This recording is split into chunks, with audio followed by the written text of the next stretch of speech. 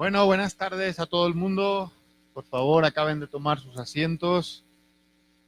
Me da mucho gusto poder volver a estar presente en nuestros coloquios departamentales. Este es el último del mes, la otra semana no tenemos y después pues tendremos 3 en noviembre para acabar el año, ya en diciembre no tenemos. Hoy tenemos el gusto de contar con el doctor Javier Cobos, quien, como saben, es catedrático CONACYT comisionado en el departamento desde hace aproximadamente 2 años. Más. Año y medio. ¿Año y medio? Qué raro, pues yo tenía... Pensaba que todos... Año y medio, no dije nada. Bueno, entonces, para quienes no le conozcan, aunque todos deberían de conocerle, porque hizo la heroicidad de dar 2 cursos propedéuticos distintos en el mismo año, probablemente sea la única persona que ha hecho eso en toda la historia del centro. Y la única vez. Está muy activo dando clase, que se agradece mucho. Bueno, pues Cobos obtuvo su doctorado en Durham, en el Reino Unido, con el profesor Mike Pennington, descanse en paz, y ha realizado postdocs en diversas instituciones, en Kent State University, que está por Ohio, en Estados Unidos, ¿no? El profesor Peter Tandy. Y después, bueno, ha realizado breves periodos también con la inscripción de la Universidad de Sonora, si estoy bien, a ver si... Sí. Y bueno, y básicamente los otros postdocs largos han sido en el Instituto de Física y Matemáticas de la Universidad Michoacana de Nicolás de Hidalgo, principalmente pues con Adnan Bashir, Alfredo Raya, etcétera. Y en la Universidad de Cruzeiro do Sul, en Brasil, con Tsushima, si estoy bien, o sea, porque no era con Gastão Crane oficial, era con Tsushima. Vale.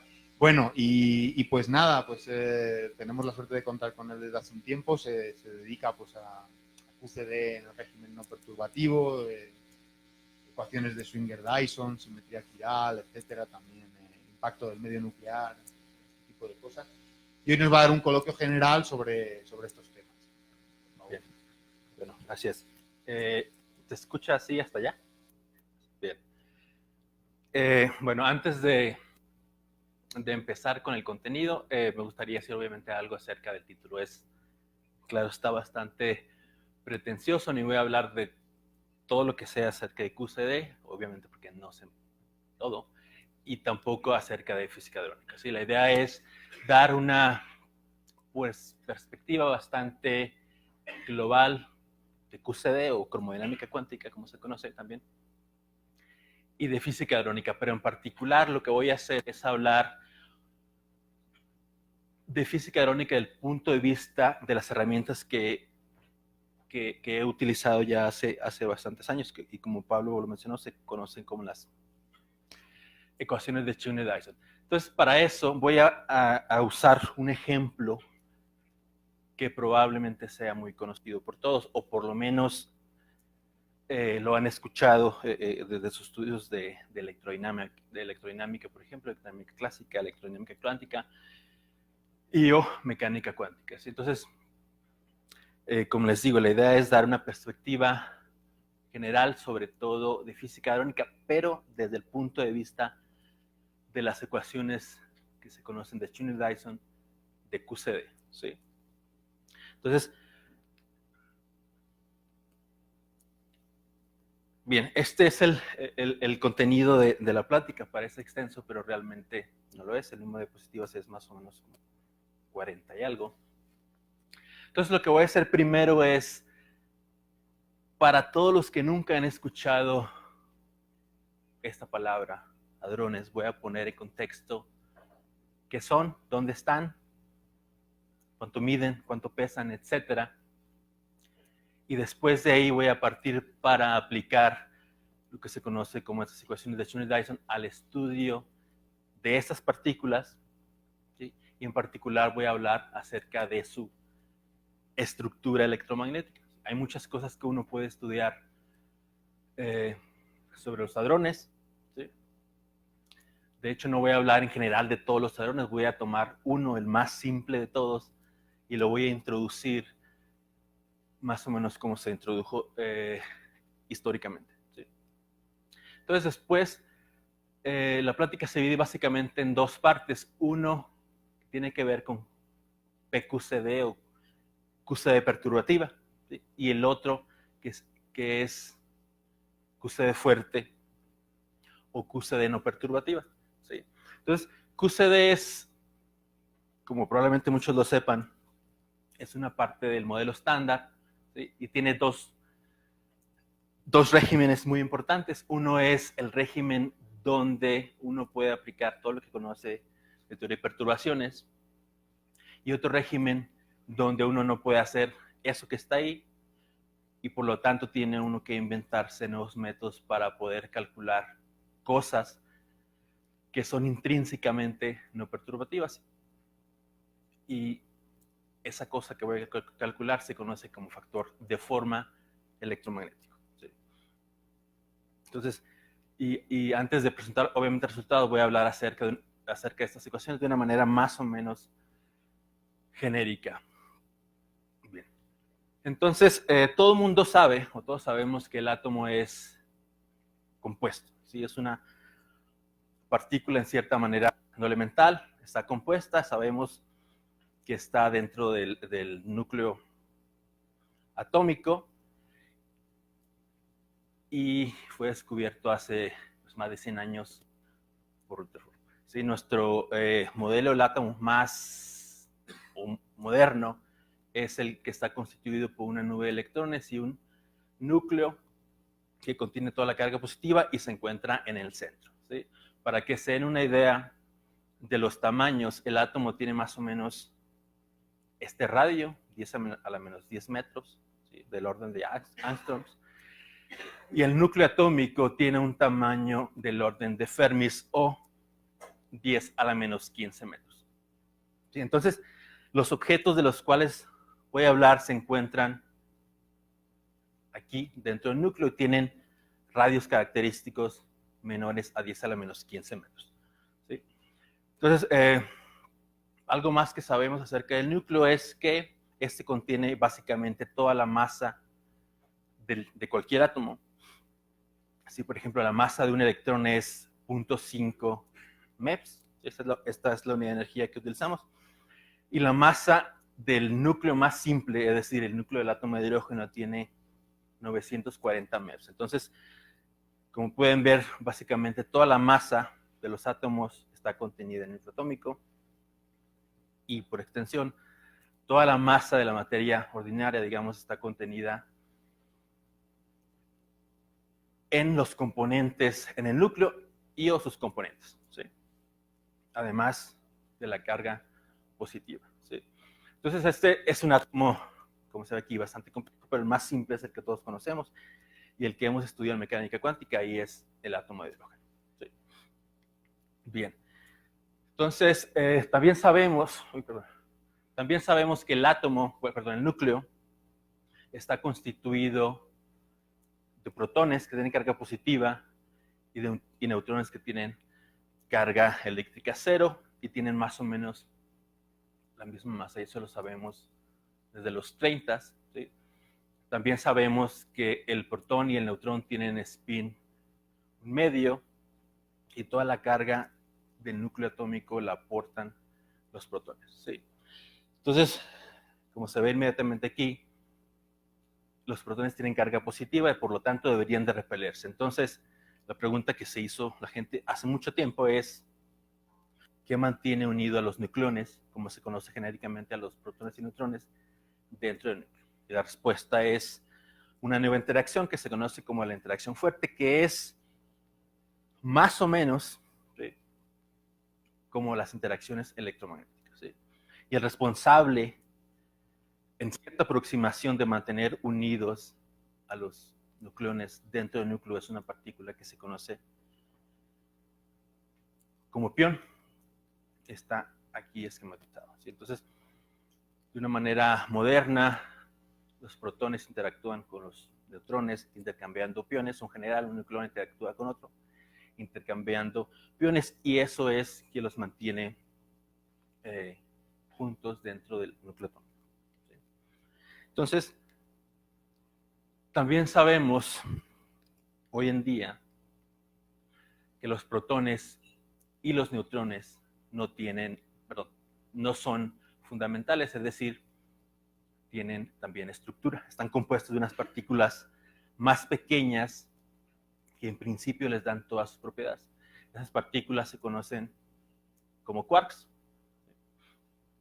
Y los protones y neutrones son un ejemplo de un tipo de partículas que conocemos como bariones, los cuales están constituidos por 3 quarks. Entonces aquí tenemos a un neutrón y tenemos a un protón. Entonces esta es una imagen más o menos moderna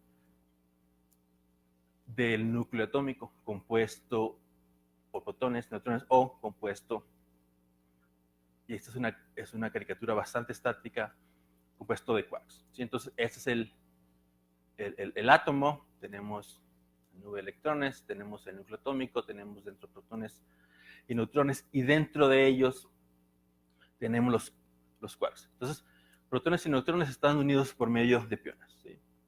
Entonces, estos son solamente 2 ejemplos de bariones, y hay más de 100 bariones. Si ustedes consultan lo que se conoce como el Particle Data Group, ahí está una colección de todos los bariones que se han identificado hasta el momento, ¿sí? Son del orden de 100, y todos están constituidos de 3 quarks.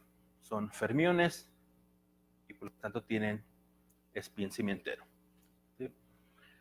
Entonces, el pión del que les hablé hace rato es también un ejemplo de una partícula compuesta de quarks, y su nombre genérico es mesón. ¿Sí? Entonces, este que está aquí es nuestra visión moderna del mensajero que hace que protones y neutrones estén unidos dentro del núcleo. Sabemos hoy en día que está compuesto por un par quark-antiquark. Todas esas partículas que están compuestas de quark-antiquark se conocen como mesones, y colectivamente mesones y bariones se conocen como hadrones. ¿Sí? La masa de este mensajero que está aquí es alrededor de 7 veces menor que la masa del protón. ¿Sí? Y existen 3 estados de este pión. Uno de ellos es el que no tiene carga eléctrica, y 2 de ellos son aquellos que tienen carga positiva y negativa. ¿Sí? También hay del orden de 100 mesones que se han identificado. Son todos ellos bosones y tienen, por lo tanto, spin entero. Entonces, como dije antes, los hadrones o mesones y bariones son ejemplos de estados ligados que están constituidos de quarks. ¿Sí? Y ahorita vamos a ver más adelante que también están constituidos de unas partículas que se conocen como gluones, que son el equivalente al fotón en electrodinámica. ¿Sí? Entonces, la primera idea que quiero que se lleven de esta plática es, primero, esto que está aquí. ¿Sí? Protones y neutrones están constituidos por 3 quarks. ¿Sí? Mesones, cualquier mesón está constituido de un par quark-antiquark, y quien los mantiene unidos son gluones. A pesar de que esto es algo bastante moderno, es algo bastante estático, y la idea de la plática es mostrar que esto no es obviamente la última palabra, sino que es mucho más interesante, y sobre todo que es muy importante, ¿sí? No solamente para mantener protones y neutrones dentro del núcleo atómico, o para entender en principio la constitución del núcleo atómico, sino son importantes en sí mismos, porque, como vamos a ver más adelante, nos van a permitir conocer cómo quarks y gluones interactúan entre sí. Una pregunta. Creo que también para beneficio de los estudiantes, nosotros estamos acostumbrados cuando hablamos, por ejemplo, de interacción entre planetas y demás, a tener un potencial de interacción, a pesar de que en este caso son los gluones. Se puede describir como una especie de, digamos, los quarks, y tener un potencial efectivo, digamos, de interacción, en este caso, para eso. Bueno, antes de más adelante vamos a ver, aquí, si se fijan, un quark se llama U y el otro se llama D. Resulta que existen 6 tipos. ¿Sí? Entonces, estos son los que se conocen como quarks ligeros. Existen unos que se llaman quarks pesados, y que obviamente son mucho más pesados. Entonces, si uno vive en ese mundo donde la materia está compuesto de esos quarks pesados, en principio uno podría describir la interacción entre los quarks utilizando un potencial. Solamente ahí es válida esa aproximación. En este caso, si uno intenta, básicamente uno no puede describir este tipo de cosas con potenciales. En el caso de quarks más pesados, por ejemplo, de quarks Cs, Bs, uno sí puede hacer, por ejemplo, describir el espectro de masas, ¿sí? Dada la masa de este objeto y de este otro objeto, ¿cuáles son las masas posibles de esa combinación de quark antiquark? En el caso de mesones compuestos por quarks pesados, sí uno puede utilizar esa descripción. Aquí generalmente esa aproximación no es buena, ¿sí? Uno no puede hacer eso. Si uno supiera tu potencial, pues podrías hacer eso. Exacto. O sea, lo único que sabemos es que cuando los alejas se atraen mucho. Bueno, que son libres, ¿no? pero complementando eso, realmente, en el caso del quark pesados, uno puede hablar sí de potencial, pero básicamente la cosa que ocurre es que estas que están aquí, si uno vive en el mundo de los quarks ligeros, realmente cuando tú le impartes energía a esto para separarlos, la cosa que vas a hacer es crear pares quarks antiquarks.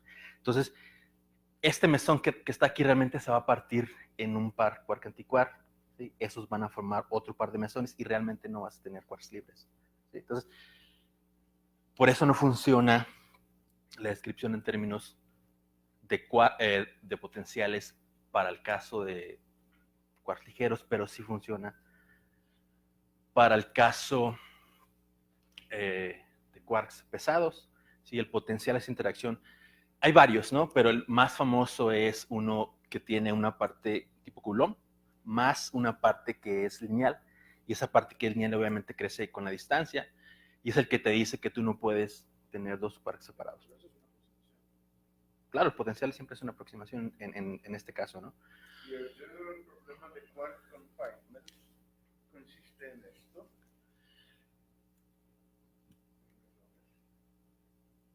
Bueno, el problema de quark confinement es que nunca hemos visto un quark libre. Básicamente ese es el problema. Dado que no hay quarks libres o no los podemos estudiar de manera libre, no tenemos otra más que estudiarlos como objetos dentro de los mesones, ¿sí? Realmente uno estudia hadrones por dos razones. Una es para entender sus propiedades y dos, porque no tenemos de otra, ¿sí? Bien, entonces uno se puede preguntar ahora qué mantiene unidos a los quarks dentro del protón, por ejemplo, dentro de cualquier hadrón. Y la respuesta sigue siendo la misma, la interacción fuerte, nada más que hoy la descripción fundamental de la interacción fuerte ya no es en términos de cambios de mesones o piones, sino o la podemos ver como un intercambio de gluones. Ahorita más adelante voy a decir quiénes son los gluones. Estos que están aquí, entonces, de una manera genérica, tenemos hadrones, tenemos mesones, tenemos bariones, ¿sí? Los quarks, obviamente, los gluones siempre han estado ahí. Lo único que no hemos tenido es suficiente energía para verlos, ¿sí? Hoy en día, debido a que tenemos, o hace bastante tiempo, tenemos bastante energía para poder ver qué hay dentro de los hadrones, ¿sí? Hace mucho no podíamos ver qué había dentro del protón, solamente veíamos un punto, después vimos un punto que tenía un radio, y después vimos una cosa que estaba constituida por 3 quarks, ¿sí? Entonces, esto que está aquí es el mismo dibujo que escribí antes, y ese es este que está aquí. Obviamente, esto que está aquí es válido no solamente para bariones, sino que es válido también para mesones, ¿sí? Entonces, si se fijan aquí, estos 3 objetos están ahí estáticos, no se salen de esa esfera, pero aparentemente no interactúan. Realmente quien los mantiene unidos aquí son unos objetos que son muy parecidos al fotón y se conocen como gluones. Y ahorita vamos a introducirlos. Entonces, como les dije, esta que está aquí es nuestra visión semi-moderna del fotón. Lo que quiero es que como segundo punto de la plática se lleven otra visión que es mucho más interesante, mucho más dinámica y obviamente más cercana a la realidad. ¿Sí? Es este que está aquí. Entonces, tenemos un electrón puntual, un protón puntual, un protón con un tamaño, un radio, un protón constituido, 3 quarks, y tenemos a un protón mucho más complicado que esta cosa que está aquí que conocíamos hace 100 años. ¿Sí? Entonces, nuestra visión moderna, no solamente del protón, o del neutrón, o del pión, sino de cualquier hadrón, es un estado ligado de quarks y gluones, y eso quiero que se lleven como segundo mensaje de la plática. ¿Sí? Entonces, la idea ahora es, dado que sabemos esta caricatura y sabemos esto cualitativamente, la idea es qué podemos decir cuantitativamente. ¿Sí? No se trata solamente de, obviamente esto lo sabemos de una manera por experimento y también lo sabemos por cálculos, ¿sí? Cálculos de primeros principios, cálculos a través de modelos. ¿Sí? Entonces, ¿qué pasa si ponemos más energía? ¿Sí? Si este fotón que está aquí es más energético. Resulta que ya no hay nada más fundamental hasta ahora que los quarks y gluones dentro del protón. Y nuestro entendimiento de la dinámica de quarks y gluones es a través de una teoría que se conoce como cromodinámica cuántica. Resulta también que no solamente hay 2 tipos de quarks, Us y Des, sino que hay 6 sabores o 6 tipos de quarks. ¿Sí? Esos tienen, tienen 2 propiedades bastante interesantes. Una es que tienen una nueva carga, que se conoce como carga de interacción, carga de color, y es el equivalente a la carga eléctrica. ¿Sí? Entonces, intercambiando esa carga, ¿sí? O a través de esa carga, quarks interactúan entre sí. El portador de la interacción entre los quarks son las partículas que se llaman gluones. Esos no tienen masa. ¿Sí? Hoy en día sabemos, además, que estos objetos que ocupan el protón no tienen carga entera, por ejemplo, sino tienen carga fraccionaria. Probablemente no lo vean de allá, pero este objeto que está aquí, quark Q, tiene carga de 2/3 la carga del protón. Este que está aquí tiene menos 1/3, probablemente no se vea. Tiene spin 1/2. Todos estos que están aquí tienen spin 1/2. Este objeto que está aquí, el gluón, tiene spin 1. Este que está aquí es el mensajero que todo el mundo conoce, es el fotón, tiene spin 1. Y así como el fotón tiene spin 1, el gluón tiene spin 1. ¿Sí? Aquí abajo tenemos el resto de las partículas que componen el modelo estándar de las partículas elementales. Pues nos vamos a enfocar solamente a este sector, al sector que se conoce como cromodinámica cuántica. Es una parte del modelo estándar. Probablemente ustedes conozcan estas otras 2, pero si no las conocen, realmente no importa. Lo único que importa es que conozcan que existe el fotón, que existe la carga eléctrica, ¿sí? Y que uno puede explorar la estructura electromagnética de los hadrones simplemente utilizando como prueba o como sonda al fotón. ¿Sí? Estos que están acá por ahora no son importantes para los ejemplos que voy a ver. Obviamente son importantes por otras razones.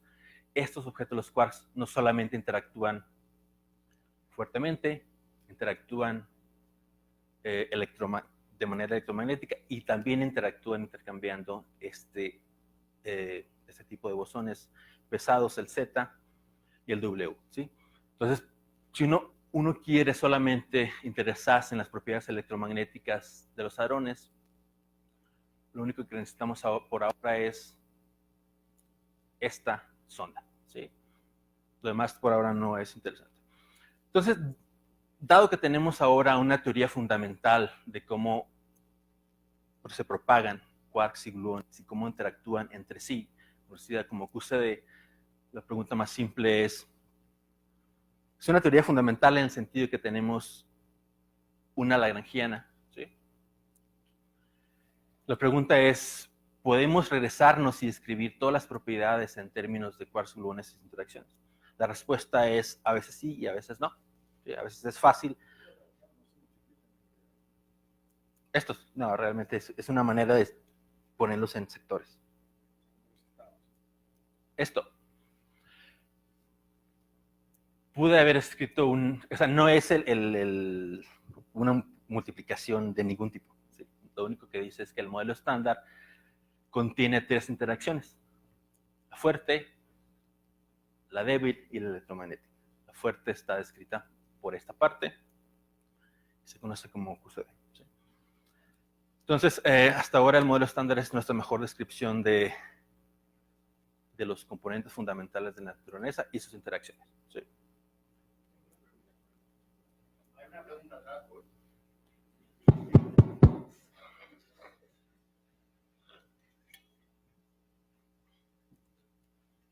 En la diapositiva anterior, cuando comentabas la visión más moderna Exacto. del protón, exactamente, la visión esta de la derecha, ¿no? A veces he escuchado por ahí que hay más quarks que los UUD, por ejemplo, ¿no? ¿Puede haber más quarks dentro del protón? ¿Sí? Verás. Entonces, si este aquí está UUD, Ajá. ¿sí? O para el neutrón también podríamos preguntar lo mismo. Esos que están ahí son esos que están aquí. ¿Sí? Estos que están aquí son los más livianos. El que sigue en masa es este que está aquí. ¿Sí? El quark strange. ¿Sí? Entonces, estos 3 quarks se conocen como quarks de valencia. ¿Sí? Probablemente es como los electrones de valencia, más o menos, en electrodinámica. Pero no hay nada que prohíba, más bien hay cosas que nos permiten la creación de pares quarks-antiquarks. Uno podría tener un quark S y un antiquark S ahí sin ningún problema. Esos que están aquí aparentemente son quarks U's, U barra, D barra, ¿sí? Pero también puede haber quarks strange. Obviamente es una pregunta muy interesante. Hay mucha gente que está estudiando cuál es el contenido de quarks extraños en el protón y obviamente es una pregunta relevante. Y en ese sentido, ¿un protón es siempre igual a otro protón? O sea, porque puede ser muy bizarro, ¿no? El contenido de quarks extra. ¿Te refieres que si pongo otro protón aquí y va a tener el mismo burbujeo? Exactamente. Sí, claro. O sea, en principio va a ser, es 3 quarks de valencia. ¿Sí? Eso es. Pero si tú, es que ya ver la evolución temporal de esta cosa. Él quiere saber el contenido de la PDF del protón como funciona. O sea, hoy nada más voy a hablar de un objeto que no nos va a decir, de hecho, mucho acerca de cómo se distribuyen, por ejemplo, los gluones o cómo se distribuyen ese tipo de pares de quarks y antiquarks. Pero hay otros objetos que nos dicen cómo se distribuyen y qué probabilidad tenemos de encontrar, ¿sí? Por ejemplo, este quark, obviamente dentro del protón, con cierta fracción del momento del protón. ¿Sí? Y esos objetos se conocen, como dice Pablo, PDFs, dependen de varias cantidades. Una dependen de una energía de resolución. ¿Sí? Y eso nos dice o nos da, dependiendo del valor de Q cuadrada, tenemos una, como fotos del protón siendo algo así, o siendo algo un poquito más complicado, o siendo algo tan complicado como eso que está aquí. ¿Sí? Pero volviendo a la pregunta fundamental, sí, puede haber o hay, no me acuerdo cuáles son los resultados experimentales hasta hoy, pero sin duda hay quarks S dentro. O sea, no solamente quark S, es quark S y su antiquark. ¿Sí? Lo mismo para los quarks. Más. Claro, esto que está aquí. Esto que está aquí no es algo que esté rotando, sino estos pares quarks antiquarks aparecen, desaparecen, los gluones que están ahí también aparecen, desaparecen. Entonces, de una manera dinámica, esto debería de evolucionar, o evoluciona, si quieren, con el tiempo, o con Q cuadrado. ¿Sí? Es algo bastante complicado. No es solamente una telaraña que está ahí estática, sino que es una telaraña que está cambiando sus conexiones, etc. ¿Sí? O sea, de valencia realmente adquiere bastante de sus propiedades, las adquiere por el hecho de que está rodeado de ese tipo de pares quarks antiquarks e interactúa con estos otros quarks intercambiando gluones. ¿Sí? Bien, entonces, eso no solamente es válido para el protón, es válido para el neutrón y es válido para cualquier hadrón, y la idea es poderlo cuantificar. ¿Sí? Entonces, hoy no voy a hablar de esas funciones o esas distribuciones que nos dicen cómo se distribuye el momento del protón en todos sus quarks, sino voy a hablar acerca de cómo se distribuye más bien la carga eléctrica dentro, no, ni siquiera voy a hablar acerca de la carga eléctrica dentro del protón, sino voy a hablar de ese mensajero conocido como pión. ¿Sí? Bien. Entonces,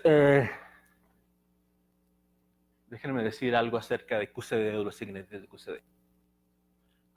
Como dije, QCD es la teoría fundamental que describe la propagación de quarks, gluones e interacciones entre ellos.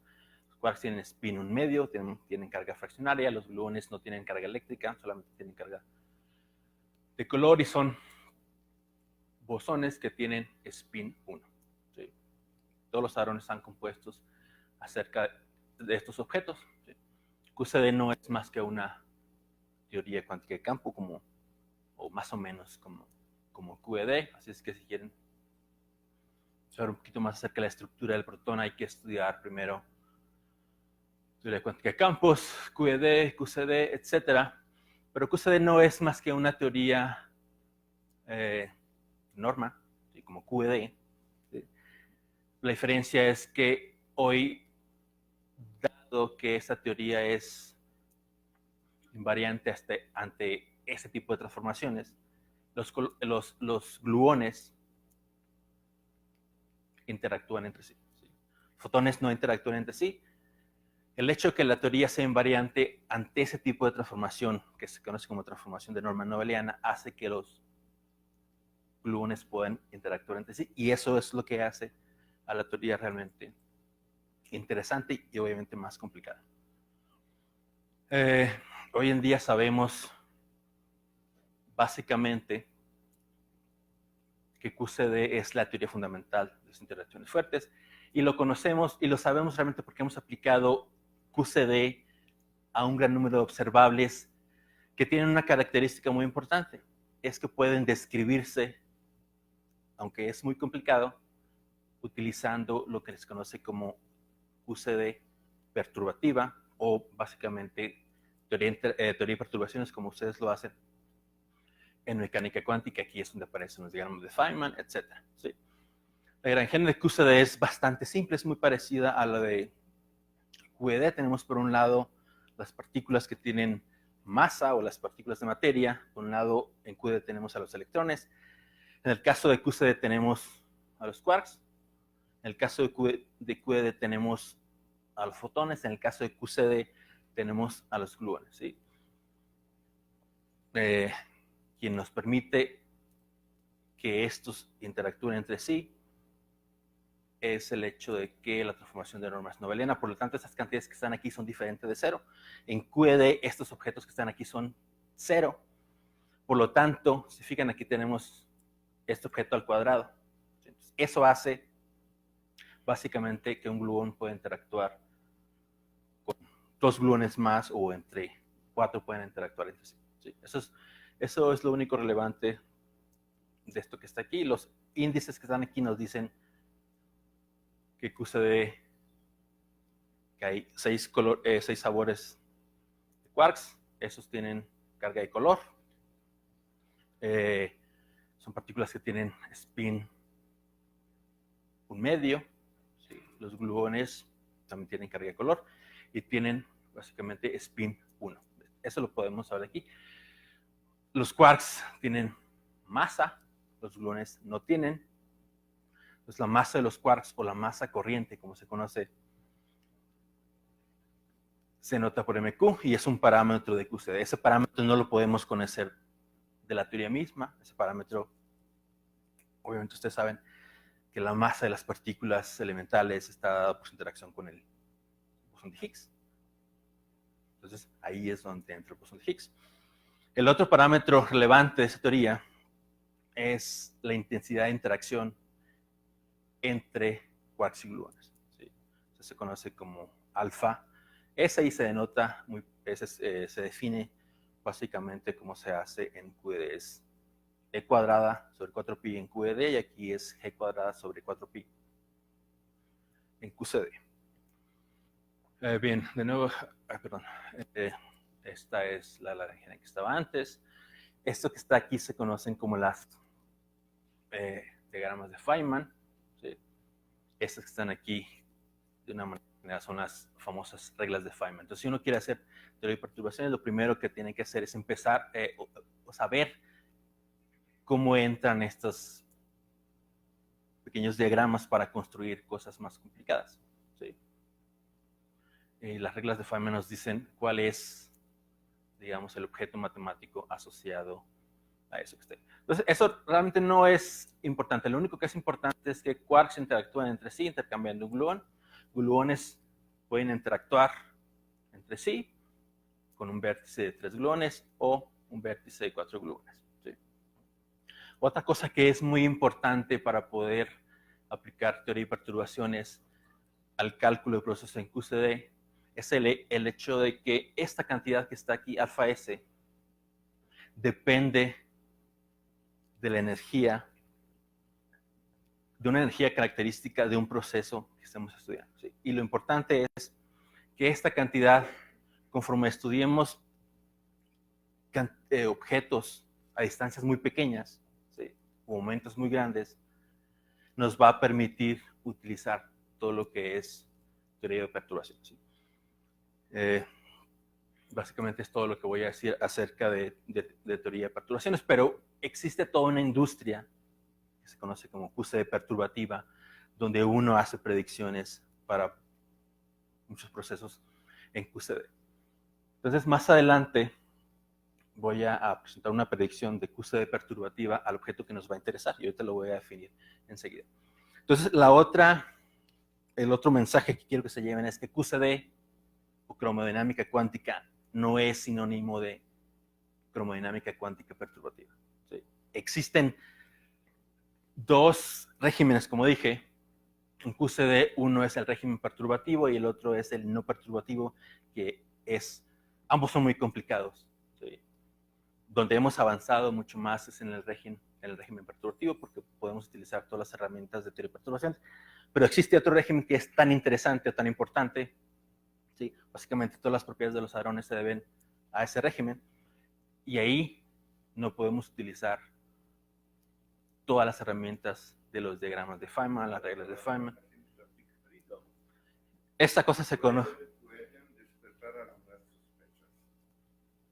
¿Quién es? De verbal theory. Porque la aceptar exclusión es cuando las partículas se propagan de manera libre. Realmente el adjetivo asintótico es para decir que se propagan, o sea, realmente la interacción tiende a cero asintóticamente. ¿Sí? A eso se refiere.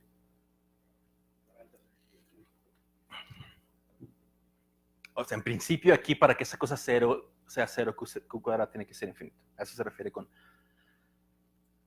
quarks libres, gluones libres, de manera asintótica, para Q cuadradas extremadamente grandes. Pero incluso, es decir, para poder utilizar teoría de perturbación no es necesario que las cosas sean tan grandes. O sea, aquí Q cuadrada, esto que es 100, esta alfa S es bastante pequeña, entonces uno puede utilizar teoría de perturbaciones incluso ahí. No tenemos que irnos a energías extremadamente altas. Bien, entonces ahora viene la segunda parte de la plática. Entonces, hadrones están hechos de quarks y gluones. Gluones, quarks están descritos por QCD de manera general. Uno puede utilizar las herramientas de QCD perturbativa cuando escalas características de energía sean bastante grandes y uno puede hacer predicciones. Entonces, como les dije hace rato, no voy a hablar, o más bien voy a hablar solamente acerca de la distribución de carga, no dentro del protón, sino dentro de ese mensajero que conocimos como pión. Obviamente, vamos a hablar del pión cargado o positivamente o negativamente. De hecho, también voy a hablar un poquito acerca del que tiene carga cero. ¿Sí? Entonces, para eso, para ejemplificar todas las herramientas, por un lado, resultados de QCD perturbativo, por otro lado, de estos métodos no perturbativos, en particular ecuaciones de Stoney-Dyson, voy a hablar de factores de forma elásticos. ¿Sí? Entonces, básicamente lo que hizo Rutherford en palabras modernas, ¿sí?, es enviar una sonda, en este caso es un fotón, digamos, al núcleo, realmente fue al átomo. Y lo que hizo fue, bueno, obviamente en sus tiempos no había aceleradores, lo más que tenía era partículas que caían y eso se arreglaba para dirigir esa sonda, ¿sí?, al núcleo atómico. En ese caso eran núcleos de helio. Hoy en día tenemos una tecnología bastante buena, que lo que podemos hacer es enviar electrones, ya no al núcleo atómico, ¿sí? Por ahora no nos interesa tanto el núcleo atómico, nos interesa algo más fundamental. Pueden pensar, esto que está aquí obviamente es el pión cargado, pero esto que está aquí también puede ser el protón, ¿sí? Aquí utilizo el pión porque es más simple escribir todo esto que está acá, pero realmente mandamos un fotón a ese hadrón. Piensen en el pión, piensen en el protón si quieren, pero todos los resultados que voy a decir son solamente acerca del pión, ¿sí? Entonces, la probabilidad de interacción entre este electrón y este pión, ¿sí?, donde este electrón inicial tiene momento K, el pión tiene momento P, se describe así como se hace esencialmente en mecánica cuántica. Es un elemento de matriz de transición, donde tenemos un estado inicial y tenemos un estado final, ¿sí? Básicamente eso que está ahí es, este electrón viene, emite un fotón, se convierte en un electrón que tiene un momento K. Ese fotón que está aquí interactúa con un pión que tiene momento P y lo convierte en un pión que tiene simplemente momento P'. Sigue siendo exactamente el mismo pión que antes, pero esto que está aquí le impartió momento acá y lo que hizo básicamente es explorar su estructura, ¿sí? Entonces, esa probabilidad de interacción se conoce como M, o esta amplitud probabilidad, y puede escribirse como una parte que depende solamente de este vértice, y ese vértice lo conocemos muy bien de electrodinámica cuántica, que es esta cosa en negro, ¿sí? Esto que está aquí, 1 sobre Q cuadrada, básicamente es lo que se conoce como el propagador del fotón. Y el resto que está acá, que es lo que nos interesa, es este vértice. El vértice fotón, pión. ¿Sí? Y ese vértice no lo podemos conocer así como conocemos a este vértice que está acá, ¿sí? No lo conocemos de primeros principios. Lo único que sabemos, y creo que no lo dije hace rato, es que este objeto que está aquí, pi, es un objeto que tiene carga positiva en este caso, que tiene spin 0. ¿Sí? Entonces el fotón se puede acoplar a ese pión y eso es esencialmente este elemento de matriz que está acá. Y su forma general, por el hecho de que este objeto sea un objeto que tiene spin 1, es decir, un vector, y este objeto que está acá sea un objeto que tiene spin 0, ese vértice se puede escribir de manera general como eso que está ahí, donde P es el momento este y P' es este momento. Entonces, la amplitud de probabilidad o la probabilidad de que esta interacción ocurra está, al final del día, puede escribirse como la probabilidad de interacción entre dos partículas puntuales, en este caso el electrón que es puntual, y una partícula puntual que sería un pión que no tuviese estructura. Dado que el pión tiene estructura, existe esta, vamos a llamarle corrección. Si el pión no tiene estructura, y si nosotros vamos y medimos esta cantidad, porque esta cantidad se puede medir, esta cantidad que está aquí la conocemos bien, sabemos cuánto vale, ¿sí? Entonces, si nosotros medimos esta y la comparamos con esta que está ahí, si vemos que son iguales, significa que esta cosa no tiene estructura. Si vemos que son diferentes, significa que este objeto que está ahí tiene estructura, ¿sí? Entonces, ese procedimiento aplica no solamente para el caso de pión, aplica también para el caso de protón, que es algo más interesante quizá, y obviamente es donde la gente mete más su dinero y esfuerzos. ¿Sí? Entonces, vale, obviamente en el caso del protón, el protón es una partícula un poquito más complicada en el sentido que tiene spin, ¿sí? Entonces, dado que tiene spin, ese vértice sería un poquito más complicado. No habría solamente un factor de forma, habría dos factores de forma. Entonces, la expresión sería básicamente la misma, con otro factor de forma por ahí, combinado quizás con la masa del protón y con este Q cuadrado que está ahí. Pero el procedimiento es exactamente el mismo, la filosofía es la misma, ¿sí? Entonces, si nosotros medimos esta cantidad que está aquí, podemos saber algo acerca de la estructura electromagnética dentro del pión en este caso, ¿sí?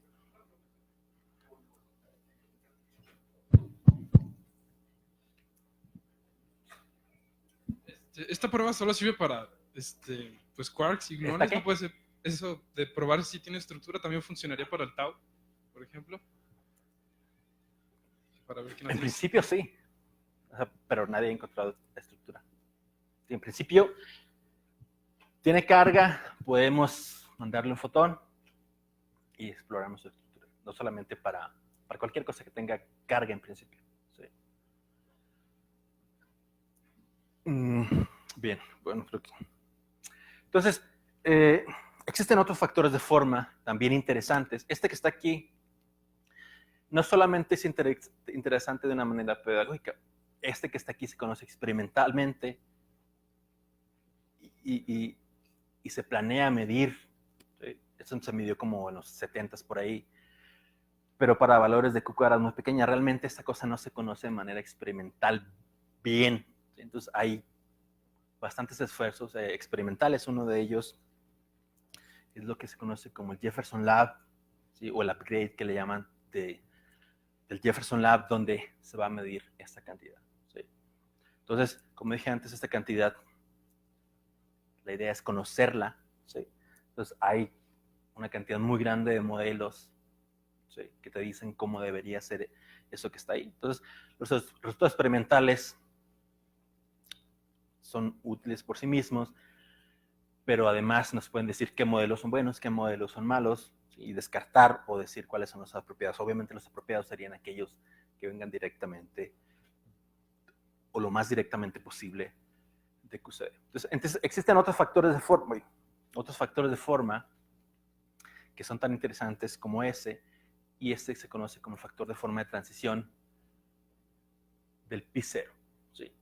Entonces, ese factor de forma también nos dice algo acerca de la estructura del pi0 y tiene el mismo papel, o juega el mismo papel que el factor de forma anterior, pero en un proceso completamente distinto. Este proceso también es bastante interesante, se conoce experimentalmente hasta momentos relativamente grandes, se ha medido recientemente y se va a medir otra vez incluso en este mismo rango de energías, porque hay algo de controversia.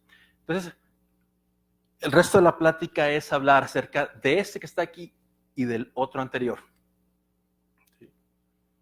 Entonces, como dije hace rato, existen herramientas como QCD perturbativa que nos dicen algo acerca de ese factor de forma para Q cuadradas muy grandes. Esta energía característica de la que hablé al inicio, que nos permitía utilizar teoría de perturbaciones en QCD es en este caso esta, que no es más que la energía de nuestra sonda, que en este caso es el fotón, y nos permite hacer predicciones sobre el factor de forma este que está aquí y el otro. ¿Sí? Entonces, todo lo que está aquí se puede conocer en principio utilizando QCD perturbativa, y existen predicciones, ¿sí? Estos que están aquí, todas las cantidades que entran en esa predicción, que se pueden calcular en teoría de perturbaciones, o vienen de teoría de perturbaciones, y lo que hacen es darnos una predicción acerca del factor de forma como función de Q cuadrada.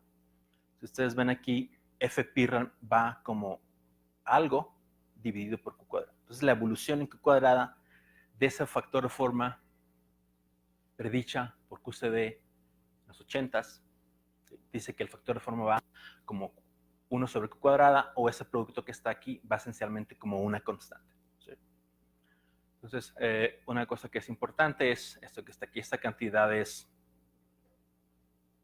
importante porque entra en la predicción del factor de forma, pero es importante en sí misma. ¿Sí? Entonces, la normalización de este factor de forma está controlada por esa cantidad, donde en este caso este objeto que está aquí tiene un valor asintótico, y es esa cosa bastante simple.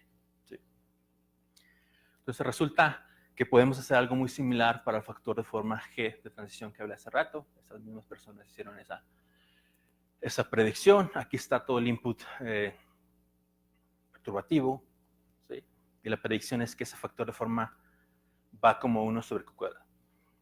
No lo dije antes, pero esto que está aquí significa que uno de los fotones es real, es decir, Q cuadrada es igual a 0, y el otro es virtual, es decir, Q cuadrada es diferente de 0. ¿Sí? Entonces, QC perturbativa es que ese factor de forma también va de esa manera. ¿Sí? Es como 1 sobre Q cuadrada. Aquí de nuevo entra esa cantidad. Pero, ¿qué dicen los datos experimentales? Estos son los datos experimentales acerca del factor de forma electromagnético. ¿Sí? Se conocen para Q cuadradas muy pequeñas bastante bien. ¿Sí? Para Q cuadradas un poco más grandes, pero no muy grandes, ¿se fijan? Es hasta 2.5 GB cuadrada. Es hasta donde conocemos. Y estos últimos que están aquí son, no sé, como el 2009. Son bastante recientes. La idea es obviamente extender los datos experimentales para Q cuadrados más grandes. Y por un lado, comprobar si el comportamiento perturbativo se satisface. Si se fijan, esto que está aquí es Q cuadrado Fp. Esto que está acá, esta línea que está aquí, no es más que esa cantidad que está ahí, su número. ¿Sí? Entonces, lo que dice esto que está aquí es obviamente que hay una diferencia entre los resultados experimentales y la predicción de QCD perturbativa. ¿Sí? A estas alturas, fíjense, hay como un factor de 3 de diferencia. Y eso quiere decir que QCD perturbativa esté mal. Lo que significa es que ese Q cuadrado tal vez no sea tan grande como para que la predicción perturbativa sea válida. Lo más probable que es que esta cosa o este producto vaya hasta arriba, tienda a una constante y después baje y tienda a esta otra constante, que es lo que predice QCD perturbativa. ¿Sí? Pero a estas escalas QCD perturbativa, quizá, aunque es válido hacer la predicción, obviamente esa predicción no se ve en el resultado experimental. ¿Sí? La otra pregunta que uno puede hacerse es si esa cantidad que está ahí realmente vale el 6x1 menos x. ¿Sí?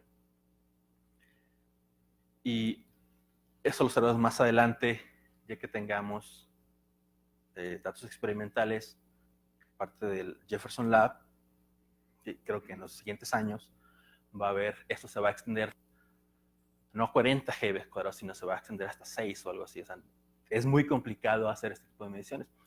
A diferencia del protón, que uno lo puede poner aquí y echarle fotones, el pión decae, entonces es muy complicado hacer experimentos con piones.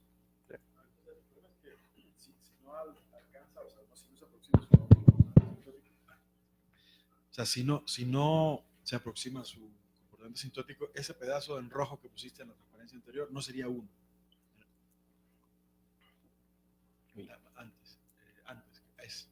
Eso que está ahí. Eso, en el caso en que toma el valor asintótico, es 1. En el caso de que este objeto que Se está aquí comporta toma el de esa valor manera. asintótico, eso es 1. En el caso opuesto, y es lo que vamos a ver más adelante, esto realmente no es 1.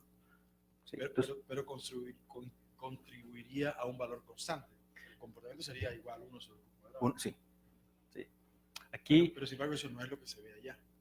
sí, no, es lo que no se ve allá, en este siguiente que está aquí. Esto parece que es una constante, ¿no? Parece. Sí, pero una constante más grande. Ah, ok. Sí.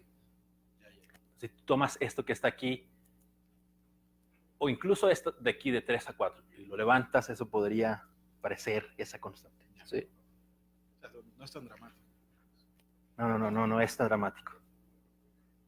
O sea, que esta constante que está aquí sea diferente a esta que está aquí no es ningún problema. El comportamiento 1 sobre Q cuadrado es, digamos, el verdadero. ¿Sí? Lo importante es esa normalización que va ahí. ¿Sí? Y parte de la siguiente plática es calcular esa cantidad que está ahí, o la normalización que está ahí. No es 1, es algo diferente, entonces esa constante tiene que estar un poquito más arriba. Entonces, algo similar ocurre en el caso del factor de forma de transición que escribí antes. ¿Sí? En este caso sí hay resultados experimentales para Q cuadrados bastante grandes. La predicción de QCD perturbativa es esa línea que está ahí. Aquí hay bastante controversia en los datos estos de Babar. Los datos de Babar, aunque probablemente no se vea bien aquí, son estos color café, ¿sí? Que dicen que esa cosa no va sobre 1 sobre Q cuadrada. Aquí es Q cuadrada por el factor de forma, sino que el factor de forma ese tiene algo más que lo hace crecer. Hay resultados experimentales que dicen no, si va como 1 sobre Q cuadrada, esa cosa sí parece que va a una constante. Hay incertidumbres, etc. ¿Sí? Entonces, por eso este que está aquí es también muy interesante. ¿Sí? En ambos casos, uno puede calcular el factor de forma de una manera no perturbativa. ¿Sí? La predicción que escribí hace rato aquí, esta que está aquí es una predicción de QCD perturbativa. Pero uno puede tomar este factor de forma, escribir una expresión para este factor de forma y calcularlo utilizando métodos no perturbativos, y eso es lo que voy a hablar más adelante. ¿Sí? Entonces, hay 3 objetos que son muy importantes. Uno es esa cantidad que se llama phi de pi, que se conoce como Phantom Distribution Amplitude. ¿Sí? Es una cantidad que es universal, pertenece solamente al pión, no pertenece al proceso del cual estamos hablando. ¿Sí? No importa si es el factor de forma elástico o el factor de forma de transición, pertenece solamente al peón. Los factores de forma que escribí hace rato no son universales, es decir, están asociados a un proceso particular. A este le llamamos Fpi, a este le llamamos Gpi, gamma estrella. ¿Sí? Pero este objeto que está aquí es universal en el sentido de que pertenece al peón, solamente al peón, y existe uno para cada mesón que conozcamos. ¿Sí? Bien, entonces, la otra cosa que es importante es calcular de una manera no perturbativa esos factores de forma, en particular G, que viene aquí, y Fp. ¿Sí? Entonces, en lo que resta de la plática voy a introducir las herramientas no perturbativas de QCD para poner como ejemplo esas 3 cantidades. Es decir, podemos calcularlas utilizando métodos no perturbativos. Esos métodos no perturbativos obviamente no son únicos. Uno de esos esquemas se conoce como las ecuaciones de Schooner-Dyson. ¿Sí? Entonces, la idea general es tomar la Lagrangiana de QCD, derivar esas ecuaciones y después decir o entender todas las propiedades de los hadrones en términos de quarks, gluones y sus interacciones pueden ser perturbativas o pueden ser no perturbativas. Eso obviamente va a depender del observable en el que estemos interesados. Antes de eso, déjenme decirles 2 cosas muy interesantes, y una de ellas está relacionada con el confinamiento. ¿Sí? Confinamiento significa que los quarks y gluones no están libres, y no están libres no porque nunca los hemos visto. ¿Sí? Eso tiene que ver, por un lado, con el hecho de que la constante de acoplamiento crece cuando queremos separarlos, ¿sí? Pero no es todo, ¿sí? Sino que está ligado a un problema mucho más general que se conoce como el problema de Yang-Mills y el mass gap o la apertura de masa o algo así. Pero básicamente ese es un problema de los problemas del milenio, es un problema que está no resuelto. Ustedes pueden ver qué es el problema y cuál es el estatus del problema. Básicamente el problema que está ahí, aquí se refiere para un G genérico, pero para QCD lo que significa esto es que si ustedes solamente toman los gluones, ¿sí? Tiran o sea, toman la agena de QCD, es decir, lo que se conoce como la agena Yang-Mills, y calculan cómo serían los estados ligados, ¿sí?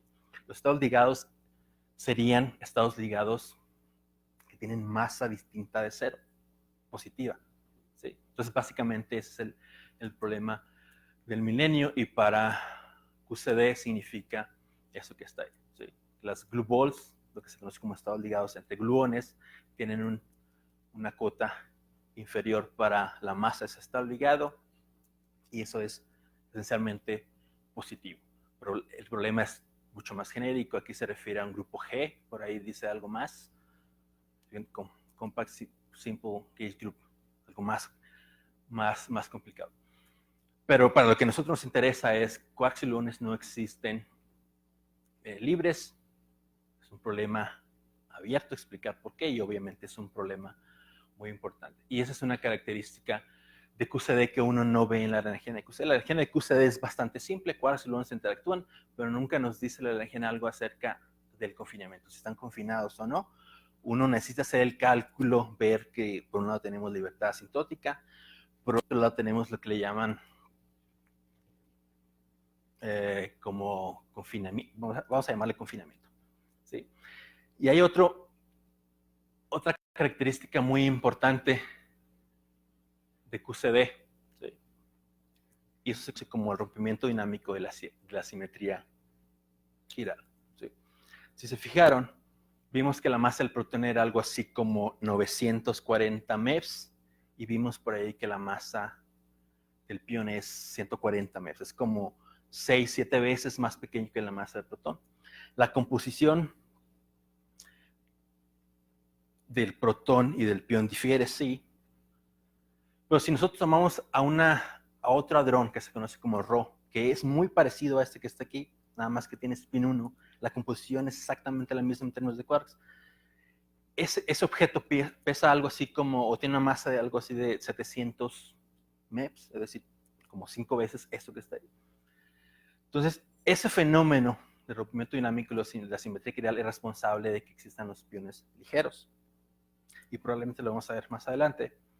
Pero es una característica muy importante de QCD que uno no ve en la agena. Son hechos experimentales. Y cualquier esquema que nosotros utilicemos para tratar de decir algo acerca de QCD no perturbativo debería de incorporar esos dos. ¿Sí? Entonces, ninguno de estos dos se pueden ver en QCD perturbativa. Ambos son efectos de QCD fuerte o fuertemente interactuante, y ambos los podemos estudiar. El problema de confinamiento es obviamente mucho más complicado, ¿no? Pero se pueden estudiar o se pueden visualizar en el esquema de las ecuaciones de Schönfeldt. Entonces, volviendo a QCD, ¿sí? La idea es tener una herramienta no perturbativa de QCD en el continuo que nos permita explorar, por un lado, la dinámica no perturbativa entre quarks y gluones, y por otro lado, la composición de los hadrones. Bien, entonces el contenido, ese es el contenido de QCD. La agena de hace rato es esta, ¿sí? Como dije, las ecuaciones estas de Schönfeldt proveen una formulación no perturbativa de QCD. Lo que hacen básicamente es proveernos unas ecuaciones, ¿sí? Integrales, no lineales, que nos dicen cómo se propagan los quarks en el QCD, ¿sí?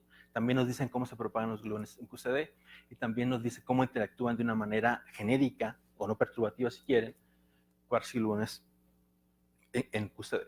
¿Sí? Entonces, esas ecuaciones son bastante particulares en el sentido de que son un conjunto de ecuaciones acopladas. Podemos escribir una ecuación para el gluón y una ecuación para este vértice que está acá. ¿Sí?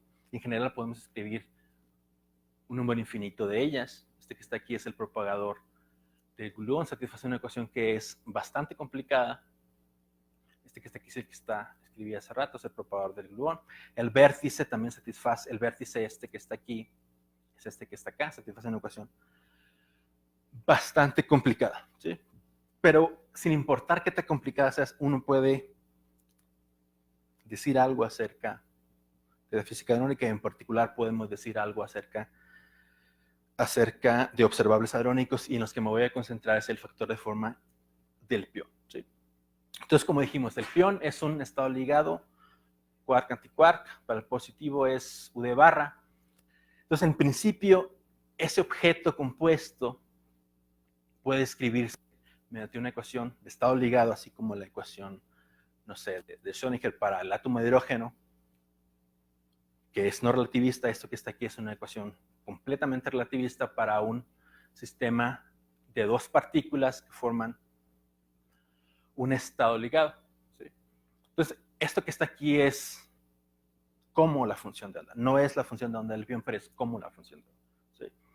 Entonces, el contenido de esta ecuación es bastante simple, ¿sí? El mesón está compuesto de un quark, o de un par quark-antiquark, y una manera en la cual interactúan ese par quark-antiquark, y eso está dado esquemáticamente aquí. Entonces, si nosotros podemos resolver esta ecuación, podemos decir cómo es la función o cómo es la amplitud del mesón, ¿sí? Y lo podemos hacer una vez que conozcamos estos objetos, es decir, una vez que hayamos resuelto las ecuaciones anteriores y hayamos dicho algo acerca de esta cantidad que está aquí. Bien, resulta que podemos conocer esa cantidad que está ahí de una manera aproximada, pero la podemos conocer, ¿sí? Y eso se consigue imponiendo constricciones o imponiendo simetrías que se observan en el mundo hadrónico, ¿sí? Entonces, aquí lo más relevante es que esta cantidad que está aquí, esa se conoce como sigma o autoenergía del cuerpo. Eso que está aquí se llama sigma. Esa cantidad entra aquí. Esto que está aquí es lo que entra en la ecuación anterior, en la ecuación de estado ligado.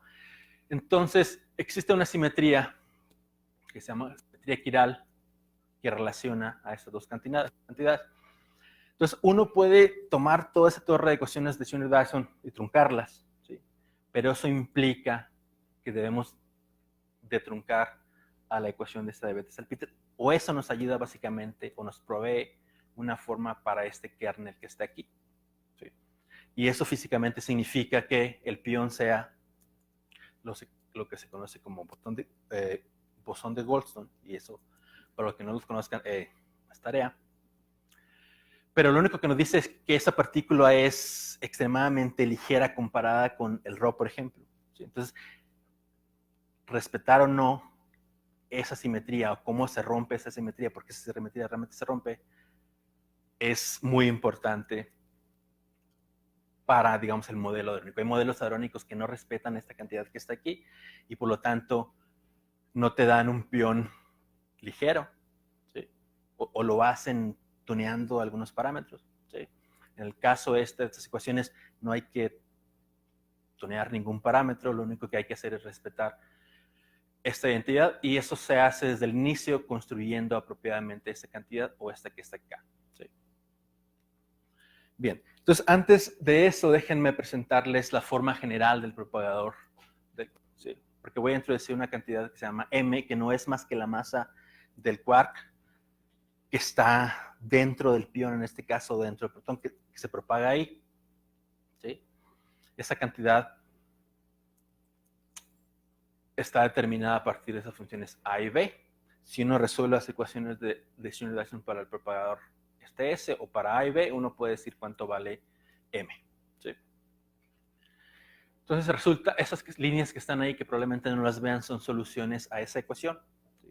Esa ecuación, como la región EQCD tiene un parámetro de entrada que no es más que la masa del quark. El quark le llamamos quark corriente. ¿Sí? Cuando el quark tiene masa pequeña, esto que está aquí es pequeño. Si la masa del quark aumenta, esa cantidad aumenta. Y se fijan, aquí va aumentando, o es esto que está acá. Entonces, también resulta que esa cantidad de m es distinta de 0 cuando la masa del quark es 0. ¿Sí? Y eso es lo que se conoce como el rompimiento dinámico de la simetría ideal.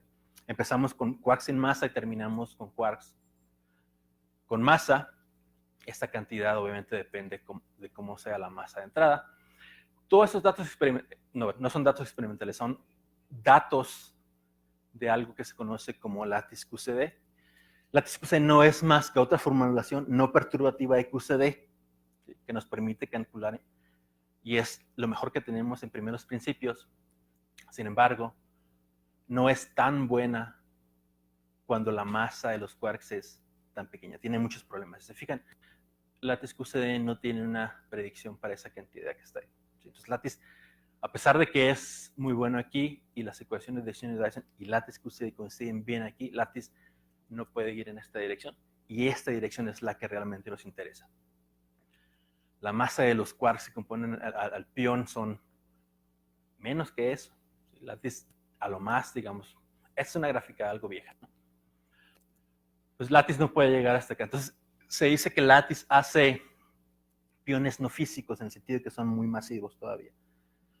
Entonces, por otro lado, las ecuaciones de Schneider-Dyson, y ahorita lo vamos a ver, sí puede hacer piones reales, digamos, o piones físicos. ¿Sí? Bien.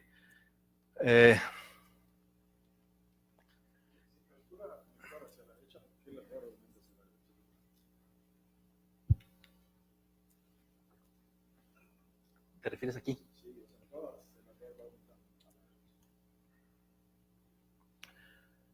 A ver, obviamente yo no sé mucho de Lattice QCD. Lo que hace Lattice QCD es tomas el espacio-tiempo, lo discretizas, y hay básicamente dos tipos de error: por el espaciamiento en el espacio-tiempo y qué tan grande sea el lugar donde haces la simulación.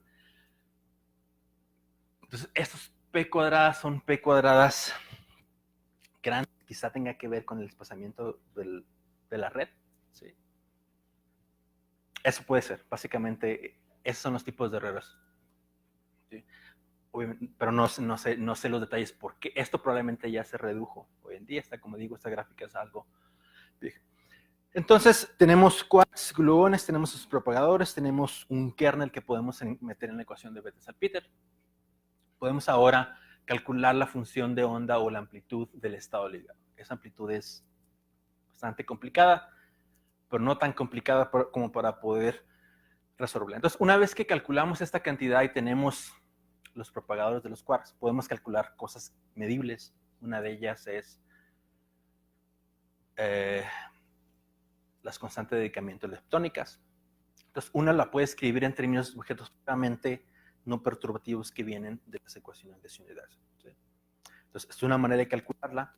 Esto que está aquí no es más que la amplitud del estado ligado. Esos que están acá son los pares de par quark-antiquark. Y esto que está aquí nos dice que el pión este decae. Eso que está aquí, débilmente. Entonces, este observable es interesante, pero más interesante es esta cantidad que introdujimos al inicio. Entonces, si uno tiene todos los objetos no perturbativos, uno puede calcular esas cantidades, uno puede escribir expresiones no perturbativas para ello, calcularla, ¿sí? Todo esto que está aquí es el procedimiento, y el resultado es este que está aquí. ¿Sí? Este que está aquí es un resultado Schrödinger-Dyson. ¿Sí? Entonces, el resultado asintótico que había escrito al inicio es eso que está ahí, que es la curva punteada. La curva a rayas es predicciones de Schneider-Dyson. Si se fijan, difieren bastante. ¿Sí? Lattice QCD también puede hacer más o menos cálculos de esa misma cantidad. Realmente Lattice QCD calcula momentos como estos, y a partir de ahí se puede reconstruir ese objeto que está ahí. ¿Sí? Entonces ahora volvemos a lo que nos interesa, esa normalización que existía en el caso del factor de forma del pion. Si usamos phi-pi asintótico, esa cosa vale 1. Si utilizamos ese resultado que está aquí a rayas, el resultado es 3.2. Entonces, aquí la conclusión es, o lo que uno propone es que el resultado perturbativo que teníamos inicialmente no debe ser el que tiene ese 1, sino que es el que tiene 3.2. De tal manera que la predicción perturbativa ya no sea esta que está aquí, sino sea esta que está acá. ¿Sí? Sigue siendo una constante, sigue siendo 1 sobre Q cuadrado, pero ya no debería ser esto, sino debería ser eso que está ahí. Entonces, esa es la primera conclusión. La otra cosa que podemos hacer una vez que tenemos todos los objetos es ir y calcular ese vértice donde el fotón interactuaba con el hadrón. ¿Sí? Podemos escribir una forma para esa cantidad, ¿sí? En términos de objetos que conocemos, quarks, amplitud de estado ligado. Toda la parte de los gluones está contenida en la propagación de los quarks y está contenido en las amplitudes de Bethe. No está de manera explícita, pero está de manera implícita una vez que uno resuelva esas ecuaciones. Entonces uno puede calcular básicamente esas integrales que están ahí y después extraer esa cantidad que nos interesa. El cálculo es ese A que está ahí, los demás son otros cálculos, pero lo único importante es que uno puede calcular, primero que nada, ese objeto phi, que es muy importante en la forma asintótica del factor de forma, y por otro lado uno puede calcular desde, vamos a llamarle primeros, entre comillas, primeros principios de QCD no perturbativa, el factor de forma es que está ahí. Estos que están aquí no se ven claramente, pero son los datos experimentales hasta 2.5. Se fijan, la mayoría de los modelos A, B y C describen más o menos bien los datos experimentales para cucaradas pequeñas, pero no tenemos datos para cucaradas más grandes que nos puedan discriminar. Estos que están aquí son las incertidumbres proyectadas para esta cosa que le llamamos el upgrade del Jefferson Lab. La idea es reducir los errores experimentales de estas mediciones y extender el rango de Q cuadrada para Q cuadradas más grandes. Pero esto nada más es la proyección de la incertidumbre experimental. Pero la idea es extender el factor de forma para Q cuadrada hasta 6, creo, para poder. ¿Qué más? Básicamente, bueno, lo demás es repetir eso que dije, pero hacerlo para el factor de forma G, en la transición que hablé al inicio. Aquí los datos experimentales son los mismos de hace rato. Aquí no puse, o no hay obviamente predicciones de otros esquemas no perturbativos en física hadrónica. De las ecuaciones de Dyson es este negro que está ahí. Muchos otros modelos están contenidos en esa franja. ¿Sí? Fíjense, aquí no hay tanto problema, al parecer. El comportamiento perturbativo predicho por Brodsky y compañía se puede reproducir utilizando métodos no perturbativos a Q cuadradas bastante grandes y a Q cuadradas pequeñas. Se fijan, difiere el comportamiento perturbativo y los datos experimentales. Los métodos no perturbativos describen bien factor de forma para Q cuadradas bastante pequeñas. ¿Sí? En este caso son resultados de las ecuaciones de Dyson, pero el contenido del input es básicamente el mismo que el caso del factor de forma elástico. Entonces, esto que está aquí que presenté básicamente son dos ejemplos de objetos no perturbativos, en este caso electromagnéticos, que se pueden o deben de calcularse de manera no perturbativa, pero no son los únicos. Algo a lo que no hablé de manera explícita es que uno puede tomar o puede calcular el espectro de masa. Tomen todas las combinaciones posibles de quarks y antiquarks, en el caso de los mesones o de bariones, y uno puede calcular el espectro en principio de masas. ¿Sí? Uno puede calcular los factores de forma electromagnéticos, el elástico y el de transición, como los que hablé ahorita. Hay otros, no son los únicos.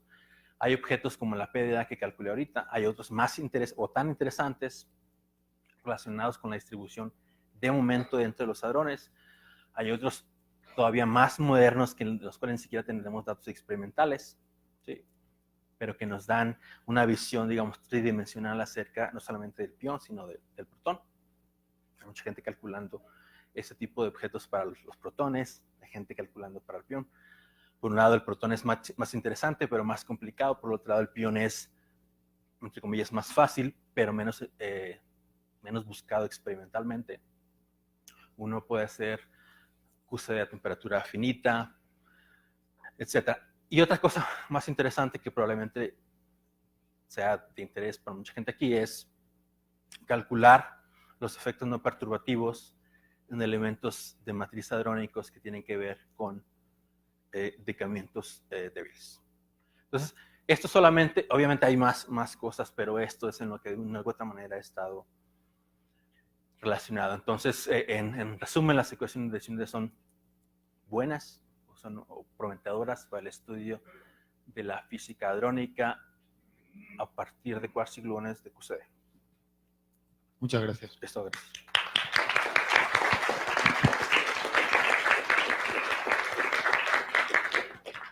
Tiempo para más preguntas.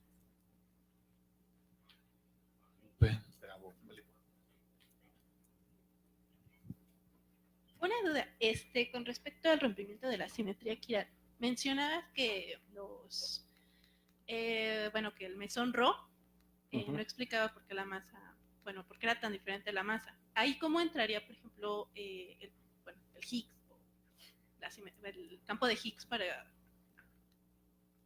A ver, nosotros sabemos que partículas como quarks adquieren su masa interactuando con él, ¿sí? Sabemos básicamente cómo interactúan los quarks con el Higgs y entendemos que la masa esa que el Higgs da a los quarks es la masa que aparece en la berenjena de QCD, ¿sí? Entonces, si el quark no interactuase con el Higgs, así como como el fotón no interactúa con el Higgs, el quark podría no tener masa, ¿sí? Y pensamos que no tiene masa. Entonces, si el quark no tiene masa, la berenjena de QCD tiene una simetría que se conoce como simetría quiral, ¿sí?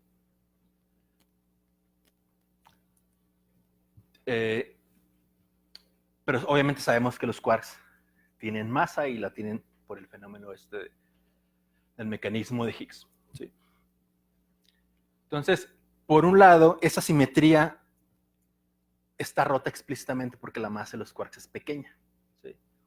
Pero por otro lado está rota de manera dinámica, ¿sí? Y eso lo dice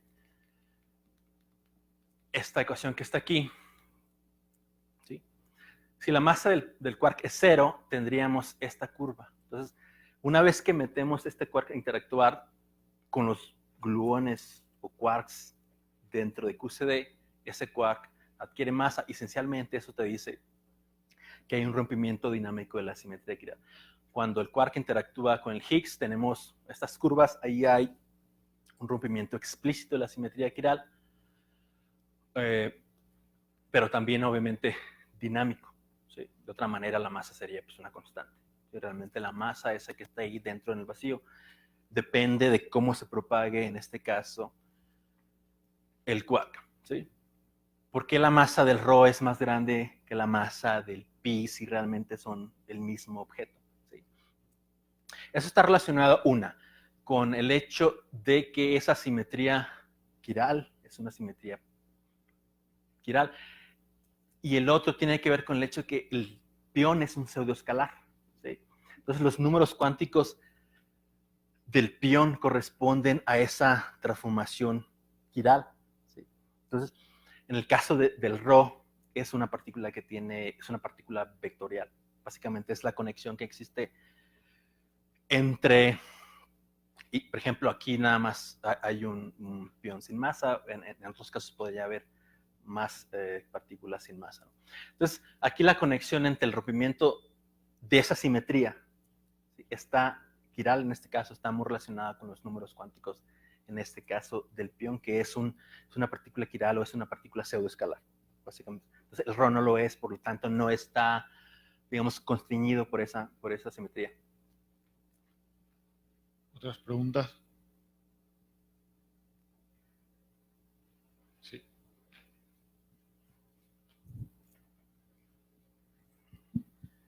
Para el espectro de mesones con quarks pesados, BB barras, SS barra y eso, he visto que la gente usa, como decía, ¿no? QCD no relativista, pero también se puede usar de ecuación de Schwinger-Dyson. Sí. Y son competitivas sus predicciones con respecto a las de QCD no relativista. Bueno, en este caso hay básicamente 3 casos. Quarks ligeros los 2, quarks pesados los 2, y una cosa, un quark pesado y otro ligero. ¿Sí? Digamos, esos métodos no relativistas son buenos solamente en el caso de que ambos son pesados. Obviamente no funcionan mucho menos o realmente no funcionan para el caso en el que los dos son ligeros. En este caso, entonces, las aproximaciones de utilizar QC no perturbativa tienen que ver con las masas, esencialmente, ¿no? En este caso, esta ecuación que está aquí es válida sin importar qué tan pesado sea o qué tan pesado sea Obviamente las cosas son un poquito más complicadas. ¿Sí? El espectro de masas de vectores, ¿sí? Todos los vectores y pseudoescalares está bien descrito, sin importar si son pesados, no pesados, ligeros, no ligeros, está bien descrito por esto que está aquí. Esto que está aquí es bastante competitivo incluso con Lattice. ¿Sí? Esta ecuación también esta es una ecuación de 2 cuerpos, pero existe una ecuación muy similar para 3 cuerpos, es decir, para bariones. ¿Sí? Y en ese caso también es bastante competitivo.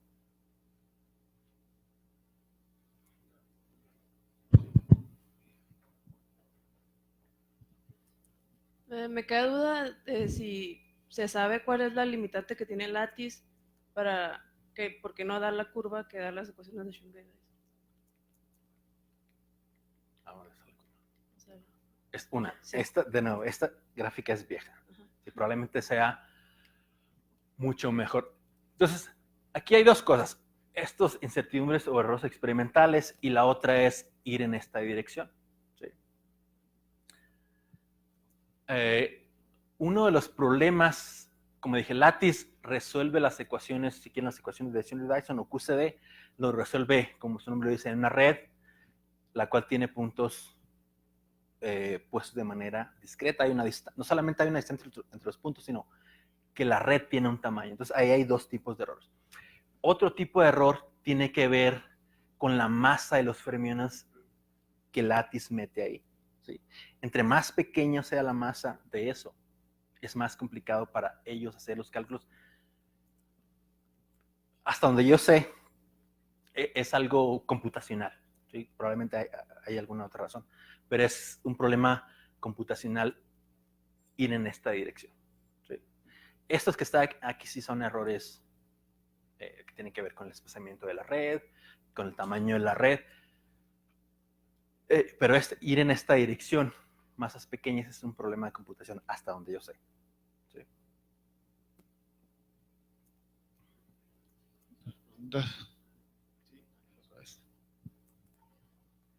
Los gluones no tienen masa, entonces, pero el modo principal de producción, ¿no?, del Higgs en el LHC es fusión de gluones, ¿no? Entonces, ¿tiene sentido pensar una masa efectiva para ese proceso? Porque es un loop, ¿no?, de que le ponen para explicarlo. Uno podría... A ver, ¿qué dirección es? Hacer exactamente lo mismo que hice. Podrían olvidarse el Higgs. Sí, olvidémonos. Podemos tomar la ecuación, y mucha gente lo ha hecho, ¿no? Nada más que en este caso no es tan relevante para mí. Tomar la ecuación de Schwinger-Dyson para el gluón. ¿Sí? Realmente cuando uno, no sé si se acuerdan, el propagador del gluón está descrito por una función que tiene algo así. ¿Sí? Aquí es algo y aquí es algo así. ¿Sí? Entonces, en QCD no perturbativa, esto dice que la masa del gluón es 0. ¿Sí? Y uno hace todos sus cálculos de esa manera. Pero ahí uno está pensando que las interacciones son débiles. ¿Sí? Pero si uno hace lo mismo, toma esa ecuación que está ahí, la resuelve en cierta aproximación. ¿Sí? Resulta que la cosa que mejor describe a los datos experimentales ya no es esto, sino es algo o una función que depende de P y que tiene una forma muy parecida, ¿sí?, a esto que está aquí. Va como 1 sobre P cuadrada para acá y aquí tiende como una constante. Entonces, si uno va y compara, ¿sí?, uno puede hacer simulaciones en QCD tirando todos los quarks, tomando solamente la teoría de Jaques-Mill y calcular esto que está aquí. Y resulta que estas dos más o menos coinciden, de tal manera que el gluón adquiere también una masa sin importar si existe Higgs o no. ¿Sí? Y ese es un efecto no perturbativo en el sentido de que esa constante de acoplamiento no es 0.1 o algo así, que es lo que se requiere para hacer teoría de perturbaciones, donde el propagador del gluón es esa cantidad que está ahí. La QCD por sí misma es bastante interesante, sin importar si quieres hacer hadrones o lo que sea.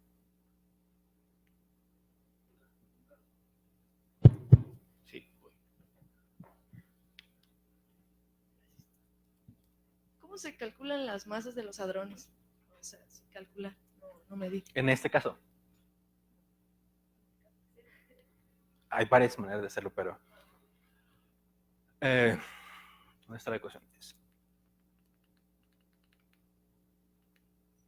Bueno, mi pregunta es porque no equivalen a la suma de las masas de los quarks de valencia, por ejemplo, ¿no? Las masas de los hadrones. Había dos quarks. Uno de los que llamamos de valencia, que eran esos 3 puntitos que constituían en el caso del protón al protón o al neutrón. Y hay unos quarks que se llaman corrientes, son los que entran en la berenjena de QCD. Y tú tomas esos que estás aquí y suma las masas, ¿sí?, no te da la masa ni del pión. ¿Sí? Tomas esos que están aquí, uno los puede deducir de modelos de quarks. ¿Sí? Entonces, en este caso, la masa de los quarks ligeros, como el U, generalmente uno denota esas masas con una M grande, son del orden de, no sé, vamos a poner 300. Entonces, si uno toma el modelo de quarks y hace espectroscopía, uno va a deducir que la masa de los quarks de valencia es de ese orden. Y eso sí te dice que la suma de estas 3 masas es la masa del protón. También te dice que la suma de 2 masas de estas es como la masa del Rho. Pero si tú vas y ves el pión, te vas a dar cuenta que ahí no es. Entonces, esos modelos realmente no tienen esa gracia de reproducir ese rompimiento de la simetría que era hace rato. Entonces, en este caso, y aquí no lo mencioné explícitamente, es mucho más interesante. Entonces, esta ecuación, aparte de resolverla para este objeto que entra en los factores de forma, te da el espectro de masas. Tú le metes la masa corriente del quark U, la masa del corriente del quark D, para el caso del pión. ¿Sí? El caso del pión dijimos que tenía esta estructura general, lo metes en la ecuación, resuelves esa ecuación y vas a encontrar soluciones que satisfacen. Ese P es el P que está a la derecha. En este caso vas a encontrar soluciones. ¿Sí? Entonces, eso no es más que una ecuación de eigenvalores. Cuando encuentres soluciones vas a encontrar cuál es la masa del pión. ¿Sí? Entonces, en el caso de quarks ligeros vas a encontrar que la masa del pión es 140 MeV.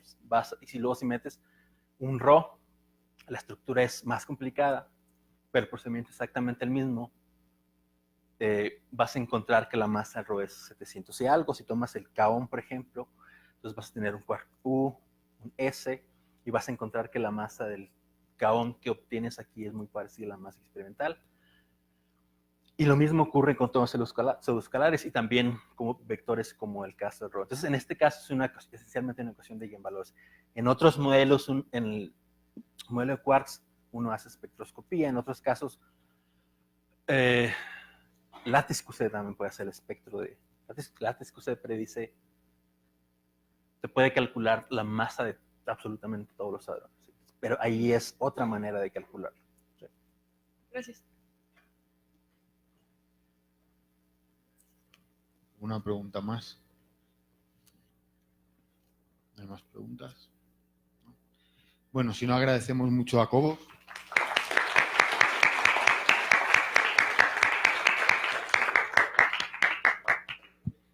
Nos vemos dentro de 2 semanas.